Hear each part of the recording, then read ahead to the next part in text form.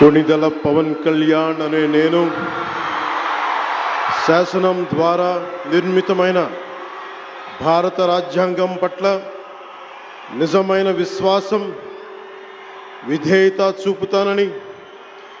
భారతదేశ సార్వభౌమాధికారాన్ని సమగ్రతని కాపాడుతానని, ఆంధ్రప్రదేశ్ రాష్ట్ర మంత్రిగా నా కర్తవ్యాలను శ్రద్ధతో అంతఃకరణ శుద్ధితో నిర్వహిస్తానని, భయం గాని పక్షపాతం గాని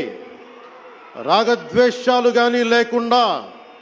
రాజ్యాంగాన్ని శాసనాలని అనుసరించి ప్రజలందరికీ న్యాయం చేకూరుస్తానని దైవ సాక్షిగా ప్రమాణం చేస్తున్నాను.